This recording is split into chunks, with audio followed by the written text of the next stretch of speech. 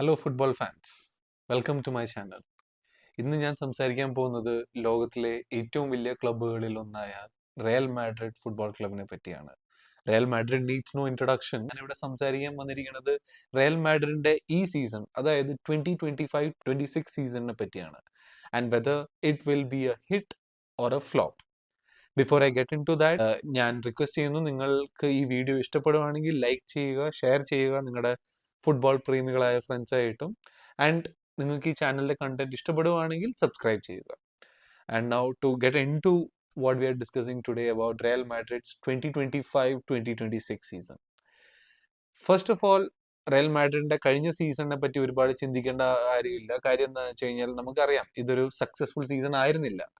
So when I said that in the title of the video, whether it's a hit or a flop, any season at Real Madrid that ends without a major trophy is considered a flop.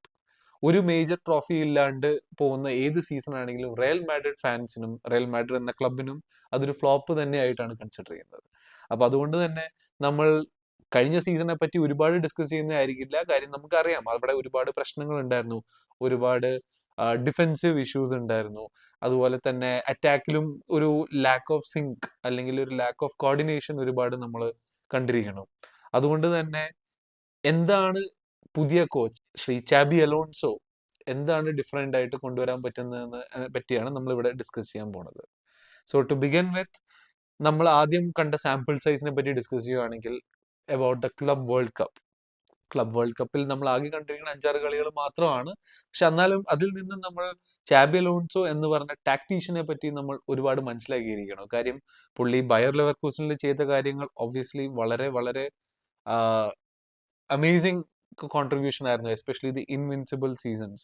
So that വേ ഒരുപാട് achieve ചെയ്ത ഒരു manager ആണെന്ന് തന്നെ നമുക്ക് പറയാം Xabi Alonso. കാര്യം ബുണ്ടസ് ലീഗയിൽ പോയിട്ട് ഇതുപോലെ ഒരു ചെറിയ ടീം, അതായത് Leverkusen which is a big team by Bundesliga standards, പക്ഷെ എന്നാൽ പോലും ആ ഒരു ടീമിനെ വെച്ചിട്ട് ബയൺ മ്യൂണിക്കും ബൊറൂഷ്യ ഡോട്ട്മണ്ടും പോലത്തെ വലിയ വലിയ ടീമുകളെ ബീറ്റ് ചെയ്തിട്ട് ഒരു ഇൻവിൻസിബിൾ സീസൺ നടത്തിക്കൊണ്ടു പോകാൻ പറ്റിയത് ചാബി അലോൺസോന്റെ ട്രൂലി വലിയൊരു അച്ചീവ്മെന്റ് ആണ്. So now what can Xabi Alonso do for Real Madrid? ഒരുപാട് പുതിയ സൈനിങ്സ് വന്നിട്ടുണ്ട്. സ്റ്റാർട്ടിങ് ഫ്രം ഡിഫൻസ്, നമ്മുടെ ലെഫ്റ്റ് ബാക്ക് അൽവാരോ കെറേറസ്, പുള്ളി റയൽ മാഡ്രിഡ് അക്കാഡമി പ്രൊഡക്റ്റ് ആണ്. Much more of a well balanced full back എന്ന് വേണമെങ്കിൽ നമുക്ക് പറയാൻ പറ്റും.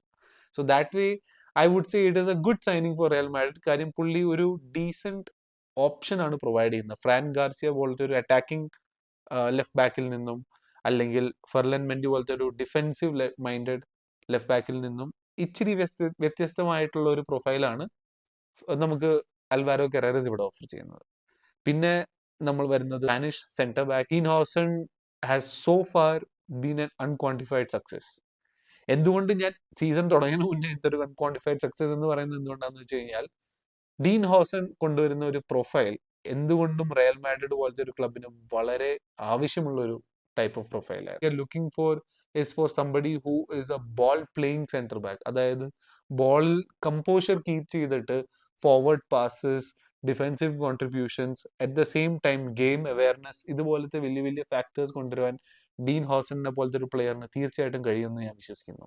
ഹോസൺ PSG മാച്ചിൽ നിന്ന് സസ്പെൻഡ് ആയപ്പോൾ അതുകൊണ്ട് മാത്രമാണെന്ന് പറയാൻ പറ്റില്ലെങ്കിൽ പോലും, PSG കഴിവുകൾ നമുക്ക് എല്ലാവർക്കും അറിയാവുന്ന കാര്യങ്ങളാണെങ്കിൽ പോലും, ഹോസൺ ഒരു മിസ് ആയിരുന്നു എന്ന് തന്നെ വേണമെങ്കിൽ പറയാം.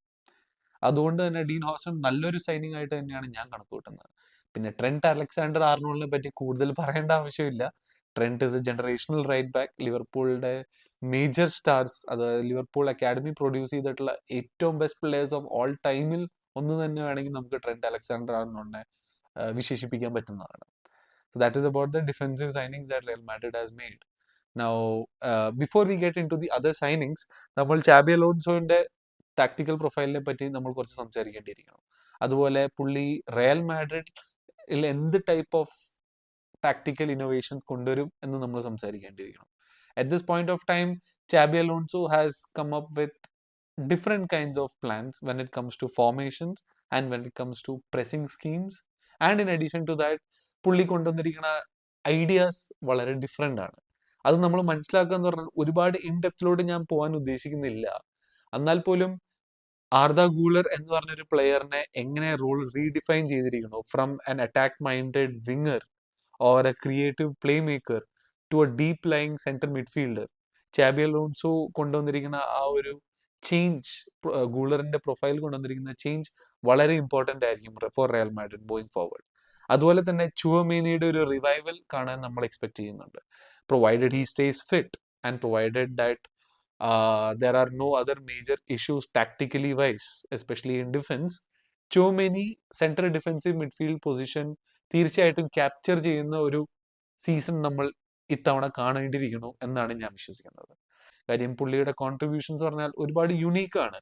ആ ഒരു റോൾ പ്ലേ ചെയ്യാൻ പറ്റിയ വേറെ പ്രൊഫൈൽസ് റയൽ മാഡ്രിഡിൽ ഉണ്ടോ എന്ന് ചോദിച്ചാൽ സത്യം പറഞ്ഞാൽ ഇല്ല. there are no traditional CDMs in Real Madrid other than Aurelien Tchouameni. നമ്മൾ ബാക്കിയുള്ള ഫ്രഞ്ച് പ്ലെയേഴ്സിനെ പറ്റി സംസാരിക്കുകയാണെങ്കിൽ Camavinga is the other player we talk about in midfield. And Camavinga obviously ഇപ്പോൾ ഇഞ്ചേർഡ് ആണ്, ഫസ്റ്റ് മാച്ച് കളിക്കുന്നതായിരിക്കില്ല. അതുകൊണ്ട് തന്നെ കമവിംഗന്റെ ഒരു ചാബി അലോൺസോ സ്റ്റൈൽ പ്ലേ എന്തായിരിക്കും നമ്മൾ ഇതുവരെ കണ്ടിട്ടില്ല. കാരണം Camavinga was obviously out of the Club World Cup as well due to injury. So at this point of time, jury is still out on Camavinga and what role he will play in the upcoming season at Real Madrid. But of course, Camavinga എന്ന് പറഞ്ഞൊരു profile വളരെ unique ആയിട്ടുള്ള ഒരു പ്രൊഫൈലാണ്. And provided he stays fit, ഇഞ്ചറികൾ തരണം ചെയ്യാൻ പറ്റുവാണെങ്കിൽ കമവിംഗ എന്തുകൊണ്ടും വളരെ ഡീസെന്റ് ആയിട്ടുള്ള ഒരു കോൺട്രിബ്യൂഷൻ കൊണ്ടുവരും എന്ന് ഞാൻ സ്ട്രോങ്ലി വിശ്വസിക്കുന്നു. Jude Bellingham is another player who I wish we could talk about in more detail. പക്ഷെ unfortunately due to his recovery from the shoulder surgery which he has undergone, അതുകൊണ്ട് തന്നെ നമുക്ക് ജൂഡ് ബെല്ലിംഗമിന്റെ റോളിനെ പറ്റി ഒരുപാട് ഡിസ്കസ് ചെയ്യാൻ ഈ സന്ദർഭങ്ങളിൽ പറ്റുന്നതല്ലെങ്കിൽ പോലും ഞാൻ ഒരു വാക്ക് പറയാം. അതായത് Jude Bellingham is one of the most talented players on the planet. So അതുകൊണ്ട് തന്നെ it is in Xabi Alonso's hands. അതായത് എങ്ങനെയാണ് ബെല്ലിംഗം എന്ന് പറഞ്ഞ പ്ലെയറിനെ യൂസ് ചെയ്യേണ്ടത് എന്ന് ഡിസൈഡ് ചെയ്യുന്നത്. For that reason, at this point of time, I would say that Jude Bellingham will be an essential cog. വളരെ ഇമ്പോർട്ടൻ്റ് ആയിട്ടുള്ള ഒരു ഫാക്ടർ ആയിരിക്കും എന്നുള്ള കാര്യത്തിൽ എനിക്ക് യാതൊരു സംശയമില്ല. പക്ഷെ അത് അവൻ തിരിച്ചു വന്നു കഴിഞ്ഞ് ഫിറ്റ് ആയി കഴിഞ്ഞിട്ടുള്ള കാര്യമായതുകൊണ്ട് തന്നെ നമ്മളിപ്പോൾ അതിനെപ്പറ്റി ഒരുപാട് ഡിസ്കസ് ചെയ്യുന്നതായിരിക്കില്ല. അത് സെപ്റ്റംബറിൽ ജൂഡ് തിരിച്ചു വന്നു കഴിയുമ്പോൾ, I think September October is when Jude is expected to be back. And match fitness അതുപോലത്തെ കാര്യങ്ങളിൽ തിരിച്ചു വരുമ്പോഴേക്കും ചാമ്പ്യൻസ് ലീഗ് എന്തായാലും തുടങ്ങിയിട്ടുണ്ടാവും എന്നാണ് നമ്മൾ മനസ്സിലാക്കുന്നത്. So for that reason we will wait and see what happens with Bellingham. And of course moving into the attacking roles, ഒരുപാട് cover ചെയ്തിട്ടുള്ള ഒരു കാര്യമാണ് നമ്മുടെ ഫേവറേറ്റ് അറ്റാക്കേഴ്സ് ആയ വിനീഷ്യസ് ജൂനിയറും കിലിയൻ എംബാപ്പയും. So at this point of time, can Mbappe press? Is Vinicius doing enough about defense? ഇതിനെപ്പറ്റി നമ്മൾ ഒരുപാട് ഡിസ്കസ് ചെയ്യുന്നതിന് പകരം എങ്ങനെയാണ് ഒരു കൊഹേസീവ് അറ്റാക്കിംഗ് യൂണിറ്റിനെ ചാബി അലോൺസോന് ഉണ്ടാക്കിയെടുക്കാൻ പറ്റുന്നതിനെ പറ്റി നമ്മളൊന്ന് ചിന്തിക്കേണ്ടിയിരിക്കണം. ബിക്കോസ് നമ്മൾ ഒരു ടാക്ടിക്കൽ അനാലിസിസ് ക്ലബ് വേൾഡ് കപ്പിന്റെ ചെയ്തു കഴിഞ്ഞാൽ നമുക്ക് മനസ്സിലാവും Xabi Alonso is not the kind of person who relies overly on tactics.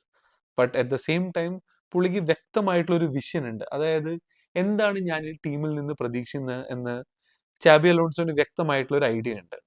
Now having N expectation, ഒരു ഇന്ന രീതിയിലാണ് റയൽ മാഡ്രിഡ് കളിക്കേണ്ടത് എന്നുള്ള ഒരു വിശ്വാസം ഉണ്ടാവുന്നതും അത് ആക്ച്വലി ഫീൽഡിൽ പ്രൊഡ്യൂസ് ചെയ്യുന്നതും വന്നിരിക്കുന്ന 11 അല്ലെങ്കിൽ considering the broader squad including the subs and the reserves, making those 15 or 18 or 21 players play that kind of football is another task altogether. അത് എങ്ങനെ ചാബി അലോൺസോ ചെയ്യുന്നു അനുസരിച്ചിരിക്കും whether this season is A hit or a flop. Xabi Alonso എന്തുകൊണ്ടും experiment ചെയ്യാൻ തയ്യാറായിട്ടുള്ള ഒരു manager ആയിട്ടാണ് നമ്മൾ കണ്ടിരിക്കുന്നത്. കാര്യം പുള്ളി 3 ഡിഫറെന്റ് ഫോർമേഷൻസ് ആണ് ക്ലബ് വേൾഡ് കപ്പിൽ യൂസ് ചെയ്തത്. ഒന്ന് ഒരു 4-4-2 ഡയമണ്ട് ഫോർമേഷൻ പുള്ളി ഡോട്ട്മണ്ടിനെതിരെ പ്രയോഗിച്ചിട്ടുണ്ട്. അതും കൂടാതെ പുള്ളി ഒരു 3-man ഡിഫെൻസീവ് ഫോർമേഷൻ യൂസ് ചെയ്തിട്ടുണ്ട്. 3-5-2 actually was used by him in addition to another variant of a 4-3-3 with Gonzalo Garcia, Kylian Mbappe and Vinicius Junior, which worked out not so well for Real Madrid. So at this point of time നമ്മൾ ഫോർമേഷനെ പറ്റി ഒരുപാട് ചിന്തിക്കുന്നതിനപ്പുറം എന്താണ് ഓരോ പ്ലേയേഴ്സിന്റെ ഈ role ആയിരിക്കും ഈ ഫോർമേഷനിൽ നിന്ന് നമ്മൾ കുറച്ചും കൂടി ഡീപ്പായിട്ട് ചിന്തിക്കേണ്ടിയിരിക്കുന്നു. പക്ഷെ അത് ഒരുപാട് ടാക്ടിക്കൽ ആവുന്നതിന് പകരം നമ്മൾ എങ്ങനെയാണ് ഈ പ്ലെയേഴ്സിന്റെ ഇൻഡിവിജ്വൽ കോൺട്രിബ്യൂഷൻസിനെ അനലൈസ് ചെയ്യുന്നത് എന്നുള്ളതും ഇമ്പോർട്ടൻ്റ് ആയിരിക്കും.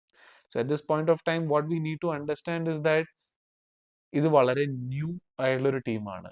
This is one of the youngest Real Madrid teams in terms of average age in entire history of Real Madrid. Xabi Alonso എന്ന് പറഞ്ഞ മാനേജർ എങ്ങനെ ഈ ടീമിനെ മോട്ടിവേറ്റ് ചെയ്യുന്നു ഉള്ളതും വളരെ ഇമ്പോർട്ടൻ്റ് ആയിട്ട് ഒരു ഫാക്ടർ ആയിരിക്കും. Based upon that motivation we will know whether Vinicius Junior and Mbappe can press tactically and effectively or not. And at the same time, we will be able to actually see significant results in the major matches that Real Madrid will be playing this season.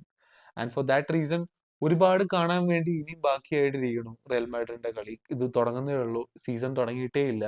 So at this point of time El Clasico will be a very deciding factor for many of these competitions, including, of course, La Liga.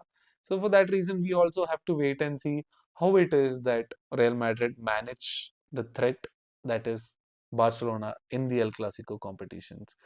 And my hope is to actually see more and more of that kind of rivalry that we saw with Messi and Ronaldo back in the day, and with so many other superstars back in the day, and compare that to something that can happen now with Lamine Yamal coming through at Barcelona, and at Real Madrid it could be Vinicius Junior, it could be Kylian Mbappe. For all we know, it might be Arda Güler. കാര്യം Arda ഗുളറിനും ഒരുപാട് similar profiles ഉണ്ട്. Obviously Lamine Yamal is A different kind of player. പക്ഷെ ഗൂളറിനും ആ ഒരു level of contribution ചെയ്യാൻ പറ്റും എന്ന് ഞാൻ സ്ട്രോങ്ലി വിശ്വസിക്കുന്നു. This is going to be a very exciting season for Real Madrid fans, and I will be there. I am sure you will be as well. Here is wishing all football fans an exciting La Liga season. Thank you.